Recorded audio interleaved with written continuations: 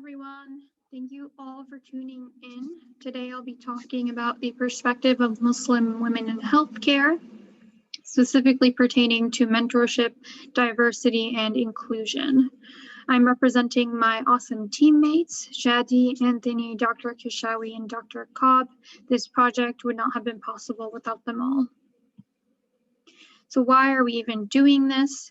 While there is some literature on the experience of Muslim women in the healthcare setting, it's traditionally focused on their experience as patients and not really their experience as trainees or professionals.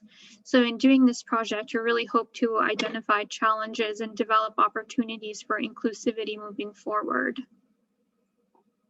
So we knew there was a gap in the literature. So we had a conversation with 31 Muslim women medical students, and we identified mentorship, discrimination and allyship, experiences in the OR, and access to resources as themes of interest. We then developed a 36-item questionnaire quantifying these experiences and attitudes, and we distributed this questionnaire via mailing lists, word of mouth, and social media. So the study is still ongoing, but this is a preliminary analysis of the first 287 respondents. The majority of respondents were 20 to 30 years old, from the Midwest, living or practicing in a metropolitan setting, and training or employed as physicians. We saw a pretty good mix of clinical and preclinical students.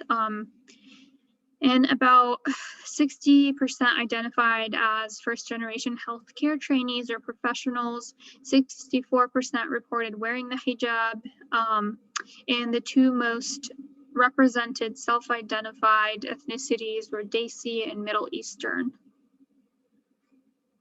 In assessing mentorship needs, we found that 75% of respondents could not identify a mentor or role model in their profession. We really wanted to understand what characteristics Muslim women were looking for in a mentor. In this graph outlines the importance of each statement when considering mentor characteristics. So as you can see, having a mentor who understands issues related to religion, gender, and ethnicity was more important than having a mentor who is actually of the same identity. This suggests that the lack of access to mentors of the same identity should not be a limiting factor for Muslim women to receive mentorship, because interestingly, of the 25% who identified mentors and role models in their field, 72% of them actually felt either satisfied or very satisfied with their mentor-mentee relationship.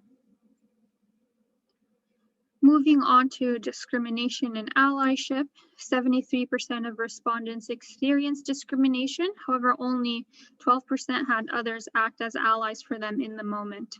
As we can see here on the right, peers were more likely to act as allies than others in this group.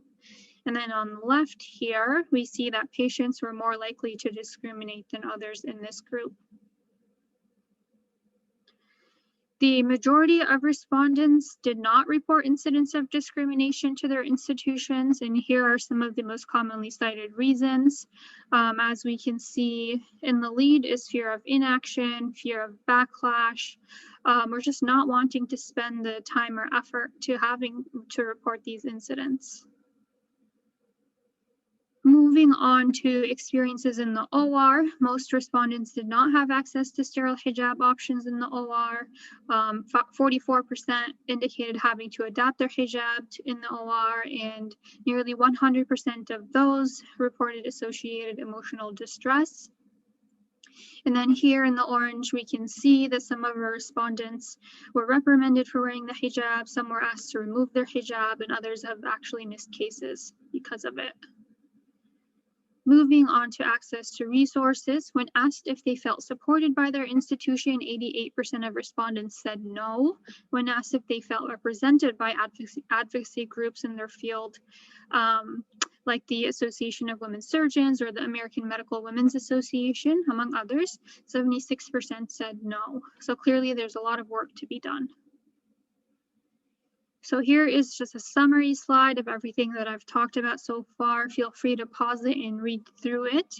But I just wanted to thank you all for tuning in. I have our team's contact information here on the slide. If you want to participate in the survey or have any feedback or questions or want to continue this dialogue, feel free to reach out to any one of us. Thank you.